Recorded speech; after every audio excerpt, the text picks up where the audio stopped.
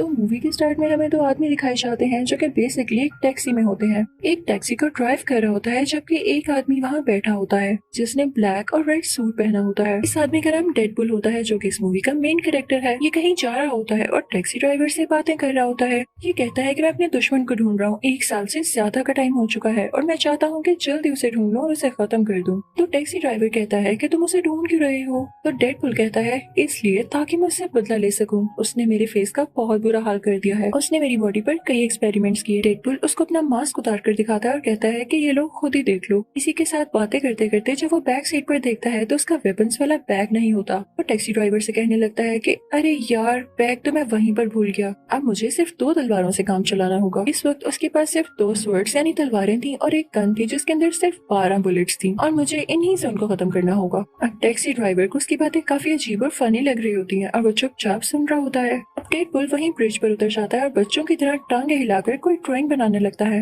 वो ऐसे ड्रॉ कर रहा होता है कि वो अपने दुश्मन को कैसे मारने वाला है कि तभी उसको वहाँ पर अपने दुश्मन की गाड़ियां नजर आती हैं। वो फौरन से उतर जाता है और उसकी गन में जितनी भी बुलेट्स होती हैं उनसे उनके साथियों को मार डालता है। ये सीन काफी मजेदार है। उनकी गाड़ियां रोल होते हुए गिरती हैं। यहाँ हम पर रिवील होता है कि डेडपुल के दुश्मन का नाम फ्रांसिस होता है। वो काफी बड़ा विलन था, काफी बुरा आदमी था। अब ये खबर मशहूर हो जाती है, हर जगह ये बात फैल जाती है कि डेडपुल और फ्रांसिस में लड़ाई हो रही है। ये न्यूज टीवी पर भी आती है। फिर हम घर में एक जॉइंट आदमी को देखते हैं जो कि स्टील का बना हुआ लग रहा था। उस आदमी को ये न्यूज देख के काफी गुस्सा आता है। वो एक टीनेजर लड़की को बुलाता है जिसके काफी छोटे बाल थे और वो दोनों गुस्से में डेडपुल से मिलने जाते हैं। अब यहाँ हमें पास्ट की स्टोरी दिखाई जाती है जबकि डेडपुल एक नॉर्मल इंसान था। वो अभी डेडपुल नहीं बना था। उसका नाम वेड होता है। वो सीधा एक बार में जाता है जहाँ पर उसका दोस्त भी होता है और वहाँ पर किसी जॉइंट आदमी की किसी दूसरे आदमी के साथ लड़ाई हो रही होती है। तो वेड ये देख कर एंजॉय कर रहा होता है। तभी वेड के पास एक लड़की आती है जिसका नाम वेनेसा होता है। वो वेड से आकर बातें करने लगती है और उसको काफी पसंद करने लगती है। अब आहिस्ता आहिस्ता इन दोनों में दोस्ती हो जाती है। अब इनको एक साथ 1 साल हो चुका था,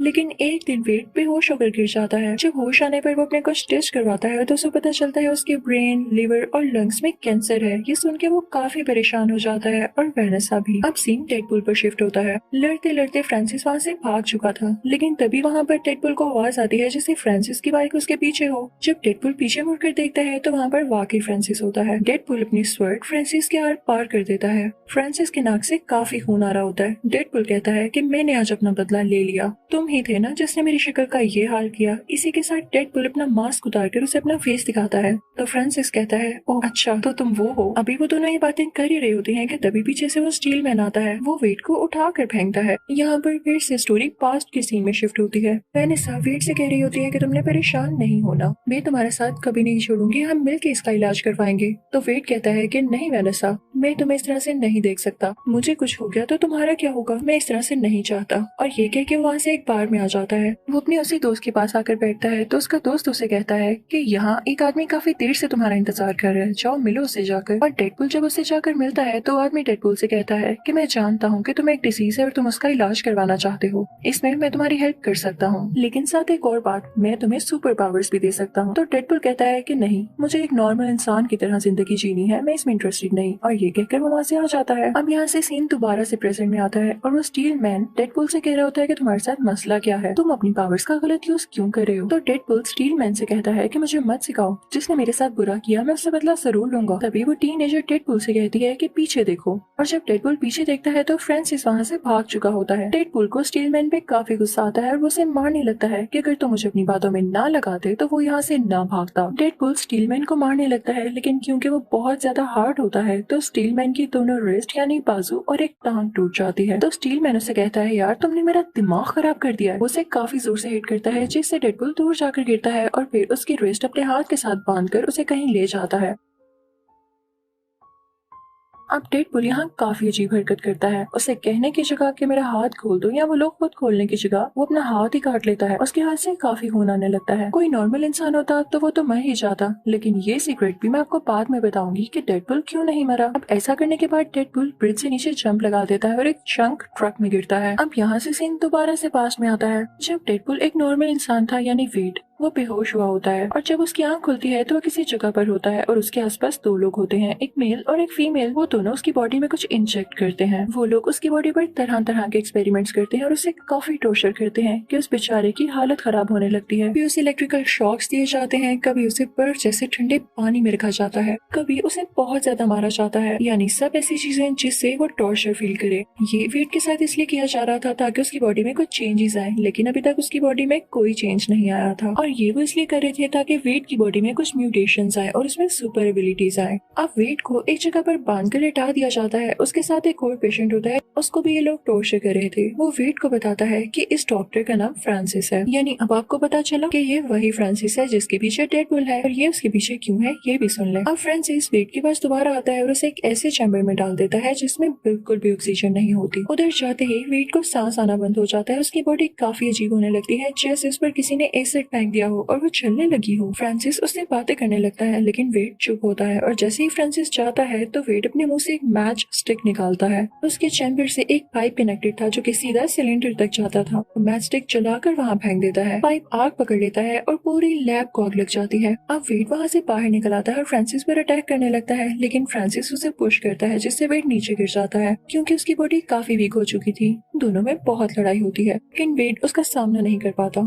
फ्रांसिस एक रोड उठाता है और वेट की आर पार कर देता है। दूसरी तरफ लैब जल रही होती है और उसके कुछ हिस्से जल जल कर नीचे गिर रहे होते हैं। फ्रांसिस तो वहाँ से भाग जाता है, लेकिन वेट अभी तक वहीं था। अब कई घंटे गुजर जाते हैं। आग तो थम चुकी थी, लेकिन पूरी बिल्डिंग राख में बदल चुकी थी। बेचारा वेट भी उसी राख के नीचे दबा हुआ था, और जब वो उस राख से बाहर आता है तो वो काफी हैरान होता है कि मैं अभी तक मरा क्यों नहीं। असल में बात ये थी कि उसकी बॉडी में म्यूटेशंस आ चुकी थी और उसमें अब काफी ज्यादा सुपर एबिलिटीज थी कि वो अपनी बॉडी का कोई भी पार्ट हील कर सकता था। वो इमॉर्टल हो चुका था। लेकिन इसका बुरा असर ये हुआ था कि उस बेचारे की सारी बॉडी जल चुकी थी, जैसे आपने पहले देखी। अब वेट को वैनेसा की फिक्र हो रही होती है कि वो बेचारी मुझे ढूंढ रही होगी, तो वो सीधा वहाँ से वैनेसा के पीछे जाता है। लेकिन रास्ते में सब लोग उसे काफी बुरी तरह से घूर रहे होते हैं, जैसे वो काफी अजीब दिख रहा हो, क्योंकि वेट को तो नहीं पता था कि अब उसकी शक्ल कैसी दिख रही है, क्योंकि वो वहाँ से डायरेक्ट यहाँ वैनेसा के पीछे आ चुका था। इतनी ही देर में वैनेसा बिल्डिंग के अंदर चली जाती है, और जब वेट बाहर शीशे में अपना फेस देखता है तो काफी दुखी हो जाता है। वो अपना फेस देख के कहता है कि वैनेसा मुझे कभी एक्सेप्ट नहीं करने वाली। वहाँ से वेट सीधा उस बार में जाता है जहाँ पर उसका दोस्त होता है। वो अपने दोस्त से कहता है कि देखो मेरी शक्ल का क्या हाल हुआ, अब वैनेसा मुझे कभी नहीं बुलाने वाली। तो उसका दोस्त कहता है कि वाकई अब इसका क्या हाल है।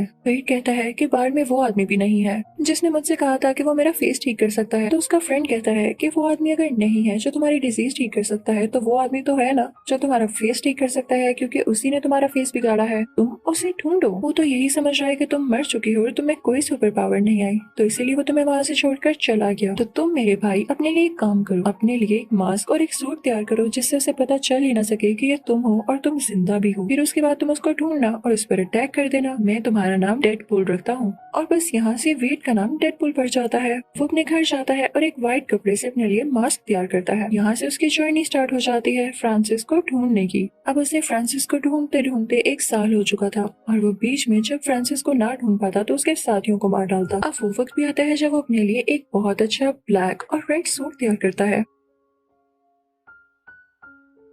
अब फाइनली वो दिन आ जाता है जब डेडपूल को खबर मिलती है कि फ्रांसिस कहाँ हो सकता है। उसे वहाँ पर वही आदमी मिलता है जिसने उसे कहा था कि उसकी डिजीज ठीक कर सकता है। तो डेडपूल समझ जाता है कि इसका जरूर फ्रांसिस से कोई ना कोई लिंक है। वो उससे गुस्से से पूछता है कि कहाँ है फ्रांसिस। तो वो बेचारा आदमी डर जाता है और उसे बता देता है। अब सीन वहीं पर शिफ्ट हो जाता है जब हमें मूवी के स्टार्टिंग में दिखाया गया कि डेडपूल टैक्सी ड्राइवर के साथ कहीं जा रहा होता है। अब पास्ट और प्रेजेंट के सीन्स मर्ज हो जाते हैं और रियल स्टोरी यहीं से स्टार्ट होती है, जहाँ पर डेडपूल उस जंक ट्रक में गिर चुका था। अब डेडपूल को होश आ जाती है, और जहाँ पर वो जंक ट्रक रुकता है ये देख के डेडपूल काफी हैरान हो जाता है, क्योंकि वह किसी बूढ़ी औरत का घर था जो उसके साथ लॉन्ड्री में आया करती थी। जब डेडपूल यानी वेट कपड़े धोने आता था, उसी बूढ़ी औरत ने वेट को सजेशन दिया था कि तुम अपना सूट ब्लैक और रेड कलर में तैयार करो। उन दोनों में काफी दोस्ती हो गई हुई थी कि वो बूढ़ी औरत ब्लाइंड होती है और वो वेट की शक्ल नहीं देख पाती, लेकिन यहाँ वेट उस बूढ़ी औरत को खुद ही बता देता है कि मेरे साथ क्या क्या हुआ। और यहाँ हम पर यह भी रिवील होता है कि जब वेट यानी डेडपूल का कोई बॉडी पार्ट कट जाए तो वो दोबारा से हील करके रीग्रो हो जाता है। ये उसकी सुपर पावर्स होती हैं, सुपर एबिलिटीज होती हैं। तो वो बूढ़ी औरत से कहता है क्या मैं यहाँ तब तक रुक सकता हूँ जब तक कि मेरा हाथ वापस नहीं आ जाता, क्योंकि उसके बाद मुझे फ्रांसिस को ढूंढना है। अब हम फ्रांसिस को उसी फीमेल फ्रेंड के साथ देखते हैं जिसके साथ मिलके उसने वेड में कुछ इंजेक्ट किया था। अब वो दोनों सीधा वेड के फ्रेंड की बार में जाते हैं। वो दोनों से पूछते हैं कि कहाँ है वेड, तो वो कहता है मैं नहीं जानता। फिर तभी वहाँ पे फ्रांसिस की दोस्त को वेड और वेनेसा की पिक्चर मिलती है। तो वो फ्रांसिस से कहती है कि फ्रांसिस मैं वेनेसा को जानती हूँ, अब वेड तक पहुँचना हमारे लिए आसान है। अब उन लोगों के जाते ही वेड का फ्रेंड जो कि बाहर में होता है वेड को कॉल करके सब कुछ बताता है। तो वेड काफी परेशान हो जाता है और सीधा उस जगह जाता है जहाँ पर वेनेसा काम करती थी। वो एक बार थी। वहाँ पर जाकर वो सब लोगों से पूछने लगता है कि क्या आपने वेनेसा को देखा है, वो मेरी दोस्त है। लेकिन जब वेनेसा खुद उसे नजर आती है तो उसमें इतना करेज नहीं होता कि वो उससे बात कर सके, क्योंकि उसे ये लग रहा था कि वेनेसा उसका फेस देख के डर जाएगी। तो वहाँ से वो वॉशरूम में चला जाता है। उतनी ही देर में वेनेसा को कोई बताता है कि कोई आपको ढूंढ रहा है। वेनेसा समझती है कि वेड आया है। वो काफी एक्साइटेड होकर बाहर जाती है, लेकिन वहाँ वेड तो नहीं होता। लेकिन उसे फ्रांसिस और उसकी दोस्त किडनैप कर लेते हैं। जब डेडपूल डरता डरता वॉशरूम से बाहर आता है कि वेनेसा से बात कर सके तो उसे वेनेसा कहीं नहीं दिखती। फिर उसे एक टेक्स्ट रिसीव होता है जो कि फ्रांसिस का था।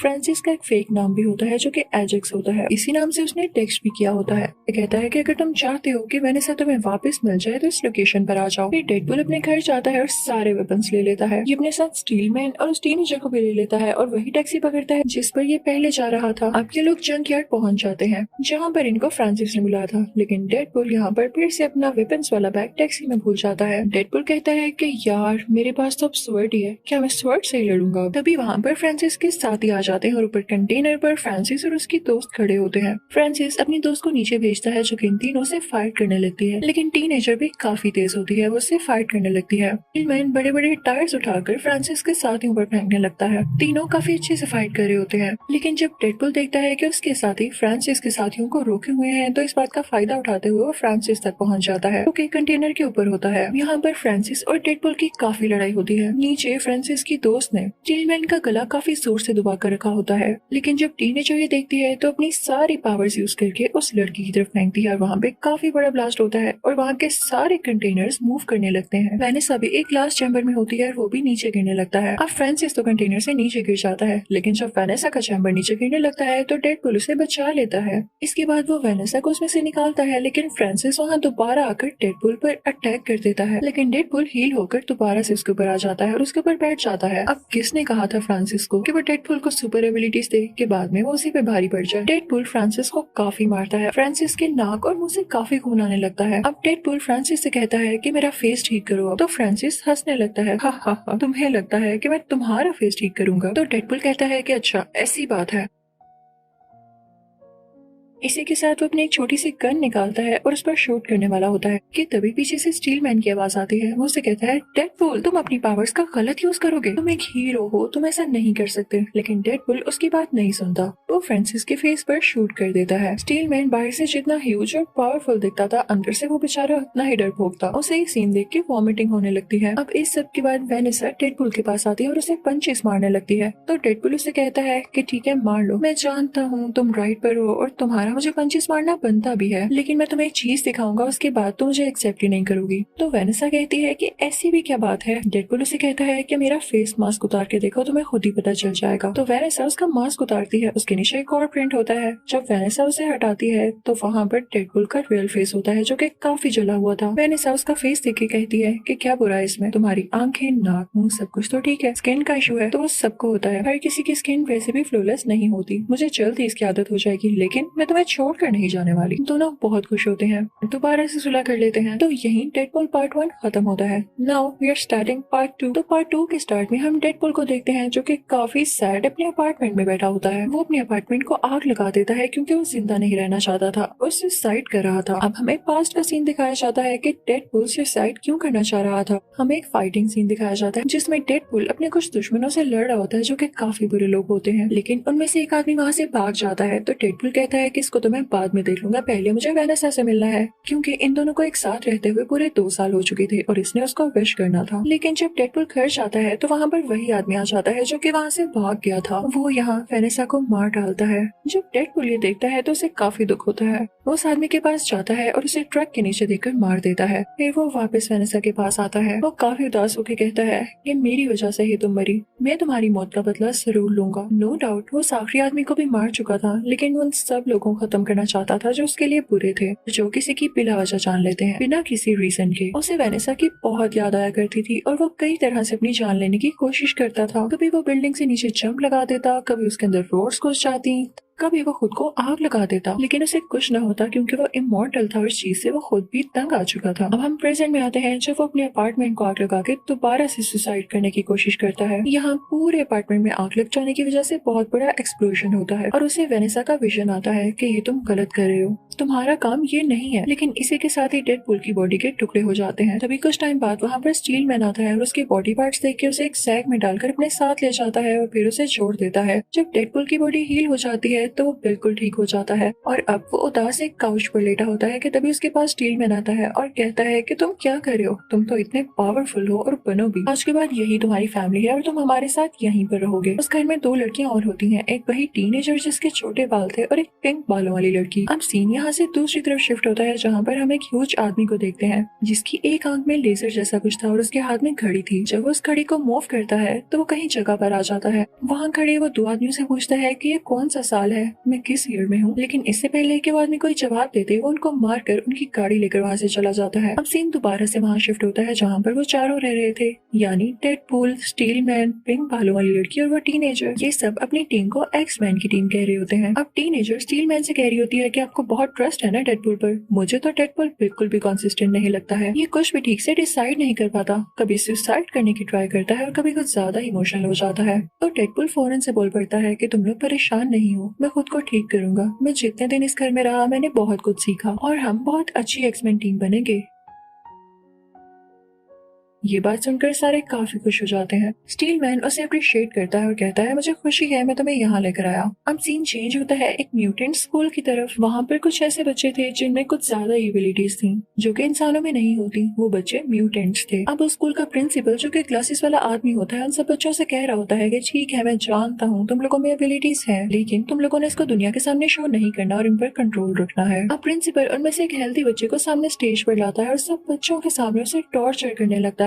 बच्चों से कहता है कि अगर अपनी एबिलिटीज को कंट्रोल ना किया तो आप लोगों के साथ भी यही किया जाएगा ताकि आप ये सीख लें कि कंट्रोल कैसे किया जाता है। पता नहीं कैसा स्कूल था ये। तभी हम उस घर को देखते हैं जहाँ पर वो चारों यानी एक्समैन टीम रह रही थी। तभी स्टील मैन डेडपुल के पास आता है और उसे कहता है कि एक मसला हो गया है और हमें उस जगह पर जाना है। अब जहाँ मसला हुआ था वो उसी म्यूटेंट स्कूल के बाहर वाला हिस्सा था जहाँ पर वो हेल्दी बच्चा टॉर्चर किए जाने की वजह से काफी तंग आ चुका था और बाहर आकर 2 पुलिस कार्स को डैमेज कर चुका था। उसकी एबिलिटी थी कि वो हाथों से आग फेंक सकता था। अब जनाब वहाँ पर ये एक्समैन टीम भी पहुंच जाती है और उस बच्चे को आराम से रोकने की कोशिश करती है, लेकिन वो बच्चा डेडपुल पर और उन लोगों पर अटैक कर देता है, जिसके बाद पुलिस इसके गले में एक डिवाइस डाल देती है। उसी टाइम वेड यानी डेडपुल नोट करता है कि उसकी गर्दन पर कोई निशान है, यानी ये बच्चा ऐसे ही अग्रेसिव नहीं हुआ, इसके साथ जरूर कोई जुल्म हुआ है। तो डेडपुल भी स्कूल के बाकी स्टाफ पर अटैक कर देता है, जिसकी वजह से पुलिस उसके गले में भी वो डिवाइस डाल देती है। इनफैक्ट ये ऐसी डिवाइस थी जो किसी की भी सुपर एबिलिटीज को कंट्रोल में कर सकती थी। जिसके गले में भी डिवाइस होती वो अपनी एबिलिटीज को ठीक से यूज ही न कर पाता, और सबसे बड़ी बात ये डिवाइस खुद से उतर भी नहीं सकती थी। अब यहाँ पे उस हेल्दी बच्चे को और डेडपुल को एक साथ उधर म्यूटेंट सेल में लेकर जाया जाता है, जहाँ पर और भी लोगों को पकड़ कर लेकर आया गया था और उन्हें सूट भी पहनाया जाता है जैसे क्रिमिनल्स का हो। अचानक से वेट यानी डेडपुल को दर्द होने लगती है, क्योंकि जब तक उसकी एबिलिटीज उसके पास थी उसे अपनी कैंसर की डिजीज फील ही ना हुई, लेकिन क्योंकि उसके गले में डिवाइस थी और उसकी एबिलिटीज उसके पास नहीं थी तो उसे काफी दर्द हो रहा था क्योंकि उसका कैंसर वापस आ रहा था। तो वह हेल्दी बच्चा बोलता है कि यह हमारी गलती है कि हम अपने लिए स्टेप नहीं लेते। अच्छा खासा मैंने स्टेप लिया, लेकिन पुलिस ने आके वहाँ सब कुछ खराब कर दिया। वो लोग जानते ही नहीं कि स्कूल का प्रिंसिपल कितना बुरा आदमी है। उसने मुझे इतना मारा, इतना टॉर्चर किया, और जैसे ही मैं इस सेल से निकलूंगा मैं उसे मार डालूंगा। और इसके बाद वो दोनों खाना खाने लगते हैं। तभी वहाँ पर वो अजीब आदमी आ जाता है जो कि लोगों से ईयर का पूछ रहा था और उसकी आंख में कुछ चमक रहा था। वो उस हेल्थी बच्चे की तरफ पॉइंट आउट करता है कि मुझे ये बच्चा चाहिए। वेड यानी डेडपुल कहता है कि मैं तुम इस बच्चे को हाथ भी नहीं लगाने दूंगा, और इसी के साथ उन दोनों में लड़ाई शुरू हो जाती है। लड़ते लड़ते डेडपुल ग्रिल से नीचे गिर जाता है और शुक्र है कि उसके गले से वो डिवाइस हट जाती है और उसमें उसकी एबिलिटीज दोबारा आने लगती है। उन दोनों में दोबारा से फाइट होने लगती है। वेड उस आदमी से पूछता है कि तुम्हें मसला क्या है, तुम्हें वो बच्चा क्यों चाहिए। तो वो आदमी अपना नाम केबल बताता है और कहता है कि पहले तुम बताओ, तुम उस बच्चे को जानते भी नहीं और फिर भी उसे बचा रहे हो। तो वेड कहता है क्योंकि उस बच्चे को ये लगता है कि मैं उसे बचाऊंगा और मुझे उसकी होप नहीं तोड़नी। तभी वेड को दिखता है कि केबल की पॉकेट में एक बॉम्ब है, तो उस बॉम्ब को उस बिल्डिंग में एक्सप्लोड कर देता है और वेड और केबल दोनों ही बाहर आकर गिरते हैं। वेड बाहर बेहोश हो चुका था। तभी उसे ख्वाब में वेनिस आती है जो उसे करिश देती है और कहती है कि यही चीजें तुम्हें पावरफुल बनाती हैं। और तब वेड को होश आ जाता है। वहाँ से वेड सीधा उसी बार में जाता है और अपने दोस्त से कहता है कि मैं एक बच्चे को बचाना चाहता हूँ। तो उसका बार वाला दोस्त कहता है कि ठीक है, हम एक टीम बनाकर उसको बचा सकते हैं। वहाँ पर वही टैक्सी ड्राइवर भी होता है। अब हम दोबारा से उसी हेल्दी बच्चे को देखते हैं जो कि अभी तक म्यूटेंट सेल में ही होता है, और वहाँ पर उसकी दोस्ती एक काफी खतरनाक और काफी बड़े म्यूटेंट से हो जाती है। दूसरी तरफ वेड उस बच्चे को बचाने के लिए 6 लोगों की टीम बनाता है, जिसमें 5 लड़की और एक लड़की होती है। उन सबकी अलग अलग एबिलिटीज होती हैं। लड़की की ये होती है कि वो किसी को भी अपनी बातों में फंसा सकती थी। एक आदमी ऐसा था जो कि इलेक्ट्रिसिटी को कंट्रोल कर सकता था। एक आदमी ऐसा था जिसके मुंह से एसिड निकलता था। एक ऐसा था जो कि गायब हो जाता था, यानी इनविजिबल। एक ऐसा था जो कि इस दुनिया से नहीं था और उसमें एबिलिटीज भी इस दुनिया की नहीं थी। और एक मूंछों वाला आदमी जिसके पास कोई एबिलिटी नहीं थी, तो उसे सिर्फ फॉर्मेलिटी के लिए रख लिया गया था। दूसरी तरफ हम केबल को देखते हैं। वो वेड के बार वाले दोस्त को किडनैप कर लेता है और उससे पूछता है कि मुझे बताओ कि वो म्यूटेंट बच्चा कहाँ पर है, और साथ ही साथ वेड चाहता क्या है। तो वेड का वो बार वाला दोस्त काफी डर जाता है और उसे सब कुछ बता देता है, और ये भी कि वेड के क्या प्लान्स हैं। अब वेड को खबर होती है कि उस म्यूटेंट बच्चे को किसी दूसरे सेल में शिफ्ट कर रहे हैं, तो इसके पास अच्छा मौका था उस बच्चे को बचाने के लिए। तो अपनी सारी टीम को पैराशूट्स पर लेकर उड़ता है और उन पुलिस कार्स का पीछा करने लगता है जिसके अंदर वो म्यूटेंट बच्चा था। उस टीम में से सिर्फ एक ही लड़की होती है, वही कर्ली बालों वाली लड़की, जो कि पुलिस की कार में बैठ जाती है। अब बाकी लोग भी उस कार के अंदर जाना चाहते थे, लेकिन उनसे पहले ही केबल अंदर चला जाता है और उस कर्ली बालों वाली लड़की से लड़ाई करने लगता है। लेकिन तभी वहाँ पर डेडपुल भी आता है जो कि अपनी साथी को बचा लेता है। इतनी देर में उस म्यूटेंट बच्चे ने अपना ग्लास चैम्बर खोल लिया होता है और साथ ही साथ वो उस म्यूटेंट को भी बचा लेता है जो कि काफी जायंट था और उससे दोस्ती कर ली थी उसने। वो म्यूटेंट बच्चा जैसे ही डेडपुल को देखता है तो कहता है कि जब मुझे बचाने का टाइम आया तो तुम वहाँ से भाग गए और अब आ गए हो। अब ये मेरा अच्छा दोस्त बन चुका है। उस जायंट म्यूटेंट की तरफ इशारा करता है और इसके बाद वो जायंट म्यूटेंट डेडपुल की बॉडी के 2 हिस्से कर देता है और फिर वो बच्चा उस जायंट म्यूटेंट को अपने साथ लेके चला जाता है। इसके बाद कर्ली बालों वाली लड़की आती है और वेड यानी डेडपुल के दोनों हिस्सों को अपने साथ लेकर चली जाती है। अब वेड को घर ले जाया जाता है।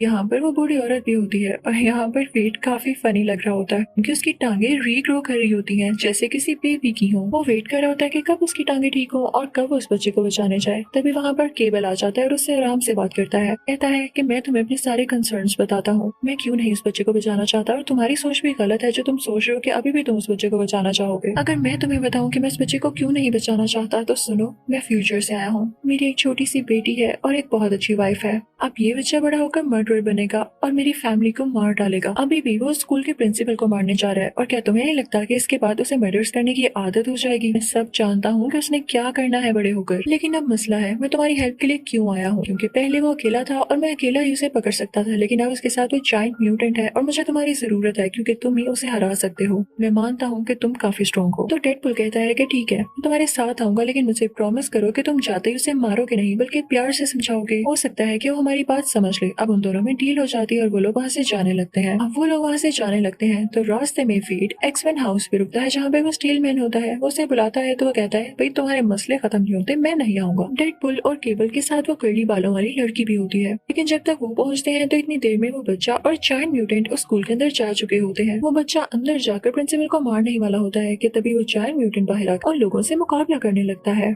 लेकिन वेड, केबल और वो कर्ली बालों वाली लड़की मिलकर भी उस जायंट म्यूटेंट का कुछ नहीं बिगाड़ पा रहे थे। अभी वहाँ पर स्टील मैन आ जाता है, यानी था वो भी दिल का अच्छा करना चाहता था वो मदद, लेकिन उसमें सेल्फ रिस्पेक्ट थोड़ी ज्यादा थी, जो कि अच्छी बात भी है। वो आकर उस जायंट म्यूटेंट से लड़ने लगता है और कर्ली बालों वाली बच्ची स्कूल के अंदर चल जाती है ताकि उस बच्चे को रोक सके। वो अंदर जाकर पहले तो सारे बच्चों को वहाँ से बाहर निकालती है। अब केबल और डेडपुल उस बच्चे के पास आते हैं। बाहर स्टील मैन के पास वो टीनेजर भी आ जाती है और वो दोनों मिलकर उस जायंट म्यूटेंट को मार डालते हैं। अब वो बच्चा प्रिंसिपल को अंदर मारने ही वाला था। तो ये देखते हुए केवल उस बच्चे को मारने लगता है, लेकिन डेडपुल उसे रोकता है कि तुमने कहा था कि हम इसे समझने का एक मौका जरूर देंगे, इसे एक चांस देंगे। अब डेडपुल उस हेल्दी बच्चे को समझाने लगता है कि देखो, अगर तुम प्रिंसिपल को इसलिए मार रहे हो कि वो तुम लोगों को टॉर्चर करता है, तो तुम भी उसे मारने के बाद एक मर्डरर बन जाओगे और कोई तुम्हें अच्छा नहीं समझेगा। तो उसमें और तुम में फर्क क्या रह जाएगा। इसी के साथ उस बच्चे की तरफ बढ़ता है और उसे कहता है कि मैं तुम्हें हमेशा से बचाना चाहता था, इसीलिए तो यहाँ पर आया हूँ। लेकिन उस बच्चे को डेडपुल की बातों पर यकीन नहीं आता। अपने हाथों से आग निकालता है और उसे जोर से पुश करता है, जिससे वो दूर जाकर गिरता है। अब डेडपुल जब गिरता है तो उसे काफी दुख होता है। वो अपने गले में वही डिवाइस पहन लेता है। हेल्दी बच्चे से कहता है कि ठीक है, अगर तुम्हें शक है कि मैं तुम्हें कोई नुकसान पहुंचाऊंगा तो ठीक है, मैंने डिवाइस पहन ली, मेरी सारी एबिलिटीज खत्म हो गई, अब मैं मर सकता हूँ, तो तुम मुझे मार लो। लेकिन केवल इसी के साथ ही उस बच्चे को शूट करने लगता है। वो गोली चला देता है, लेकिन तभी बीच में डेडपुल आ जाता है। गोली उसको लग जाती है। यहाँ पर हेल्दी बच्चा फौरन से वेट के पास भाग कर आता है और उसे सॉरी करता है, लेकिन अब काफी देर हो चुकी थी। अब क्योंकि वेट यानी डेडपुल के गले में डिवाइस थी, तो उसके बॉडी पार्ट सील नहीं हो सकते थे और इसी के साथ वो मर जाता है। मरने से पहले वो सबसे कहता है कि अगर मुझसे कोई गलती हो गई हो तो माफ कर देना, मेरा तुम लोगों के साथ अच्छा टाइम गुजरा। मरने के बाद वो वेनेसा के पास पहुंच जाता है, तो वेनेसा उसे गले से लगाकर कहती है कि तुम इतनी जल्दी आ गए, अभी तो दुनिया को तुम्हारी जरूरत थी, तुम वापस एक्समैन टीम में जाओ। उधर केबल को भी काफी दुख हो रहा होता है कि उसने क्या कर दिया। वो अपनी वॉच को मूव करने लगता है, इससे टाइम रिवर्स हो जाता है और ये उसके पास आखिरी चांस था जो कि उसने अपनी बीवी और बेटी से मिलने के लिए रखा था। टाइम वहीं पर आ जाता है जहाँ पर डेडपुल को गोली लगने वाली होती है। गोली उसे वहीं पर लगती है जहाँ पर उसकी पॉकेट में कॉइन होता है और लकीली वो बच जाता है। तो डेडपुल अब केबल से कहता है कि तुमने मेरी खातिर अपना आखिरी चांस क्यों जाया किया। तो केबल कहता है जैसे तुमने मेरी हेल्प की वैसे ही मैंने तुम्हारी हेल्प की, तुमने इस बच्चे को मर्डर करने से रोक लिया, इसका मतलब बड़ा होकर ये मेरी बेटी और मेरी बीवी का भी मर्डर नहीं करेगा, तो मेरी फैमिली सेफ है। मैं यहाँ कुछ देर इंतजार करूंगा और अपनी फैमिली के पास वापस चला जाऊंगा। वो सारे लोग वहाँ से जाने लगते हैं। तभी पीछे से स्कूल का प्रिंसिपल आता है और उन्हें बुरा भला कहने लगता है। वो उनको ब्लैकमेल करता है कि मैं तुम्हें मार दूंगा। तभी टैक्सी ड्राइवर वहाँ पे आता है और कहता है कि तुम मारोगे हमें। इसी के साथ वो अपनी टैक्सी उसके ऊपर चला देता है, कहता है कि ये लो, मैंने तुम्हें मार दिया। अब मूवी की लास्ट सीन में हम देखते हैं कि केबल की वॉच को टीनेजर और वो पिंक बालों वाली लड़की ठीक कर देते हैं और फिर बाद में उसको वेट भी यूज करता है वेनेसा से मिलने के लिए। इसी के साथ ये मूवी यही एंड हो जाती है। Thank you for watching.